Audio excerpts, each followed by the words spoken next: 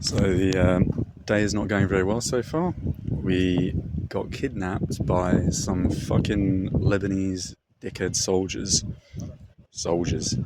um, who, yeah, just for fun, took me from a border which was closed. Taxi driver stopped outside of it, and yeah, just a typical bunch of fucking scumbag youths. It really makes you, when you have these experiences, when you put yourself in these situations and you travel solo, it really gives you an eye opener with respect to what's right. You know, when you look at the media and you see how they depict both sides of the line, let's say, and then you have the experience with these people, you realise that it's not as clear cut. Like absolute total fucking scumbags.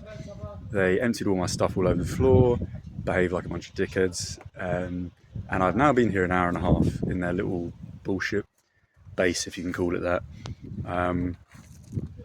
So yeah, you know, this is what happens.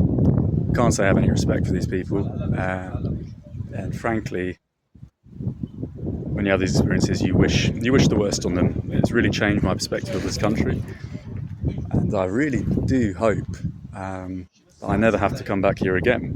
So, looking forward to going to Syria, where there's a little bit more taste and quality. I think it's more conservative, and that's the thing. You know, conservatism, traditional values do have their benefits, do have their plus sides, their upsides.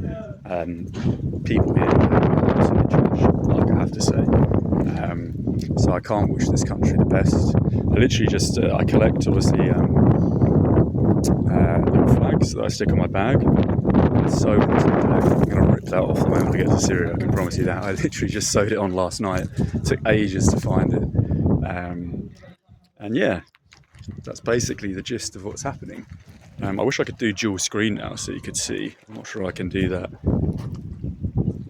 halfway through the vid. But yeah, basically a bunch of absolute monsters. So, you know, when there's all these things in the media you see about like, oh, the Israelis and the Lebanese or whatever, they're both trash. They both behave like absolute dogs, and they both deserve what they get, to be honest.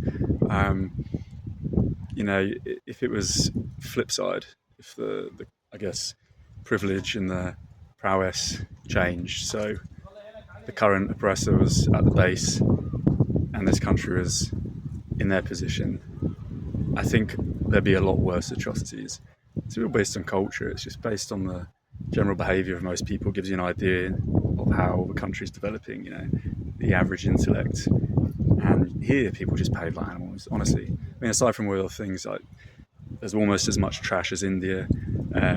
You know, just minding your own business, having a great start to the day, and then you have your trip just put on hold because some wankers, some 15-year-olds and they have had so-called officers since, but just a load of rabble in khaki kind of pants come along with their little guns, and they just want to have fun. Absolute bunch of dickers. I hope they get bombed. Honestly, I hope this whole fucking place gets blown into smithereens.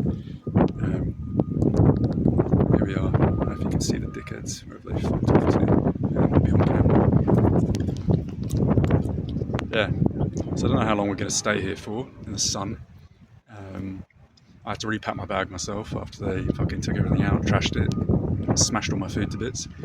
And yeah, apparently they're going to drive me to the other border that's open, which I could have done myself, and I would have been there an hour and a half ago because it's 5 minutes down the road. They decided to kidnap me and then have a load of little fun. So yeah, fuck Lebanon. That's what I've got to say. Fuck this country, and I'm sure that will appeal to a lot of people. Absolute disaster of a place. Fucking awful.